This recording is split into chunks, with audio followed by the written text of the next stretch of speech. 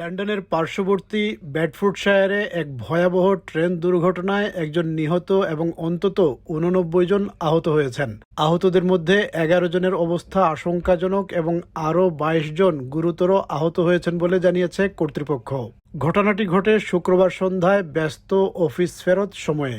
বিকেল ৫টা ১৫ কিছু আগে বেডফোর্ডের দক্ষিণে এলস্টো এলাকার কাছে একই লাইনে দক্ষিণগামী দুটি যাত্রীবাহী ট্রেনের মধ্যে সংঘর্ষ হয়। তদন্তের প্রাথমিক তথ্য অনুযায়ী নটিংহাম থেকে লন্ডনের সেন্ট প্যানক্রাসের দিকে যাওয়া একটি এক্সপ্রেস ট্রেন কোনো নিরাপত্তাজনিত কারণে লাইনে থেমেছিল।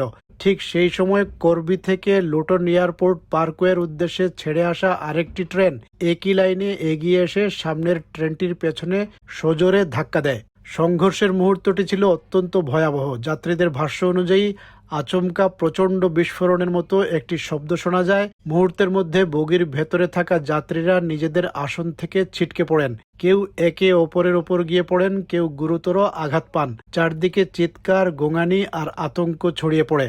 দুর্ঘটনার সময় সামনের বগিতে থাকা এক যাত্রী জানান, তার মনে হয়েছিল যেন কোনো বোমা বিস্ফোরিত হয়েছে।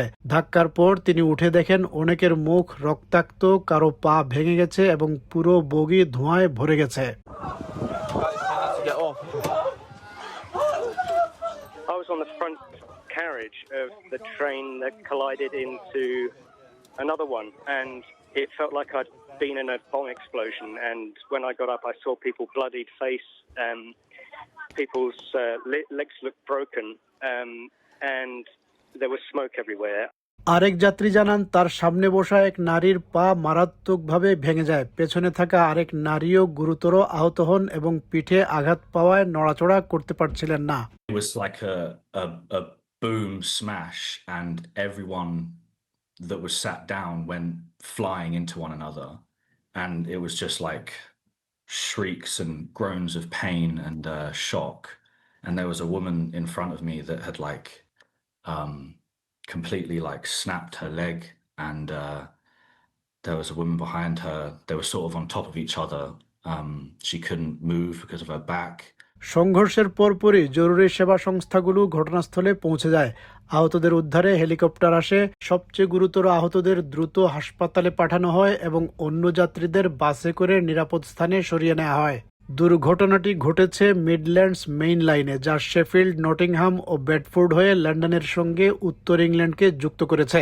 ফলে রেল যোগাযোগে ব্যাপক বিঘ্ন সৃষ্টি হয়েছে। থেমস লিংক জানিয়েছে, লুটন ও বেডফোর্ডের মধ্যবর্তী সব লাইন বন্ধ রয়েছে।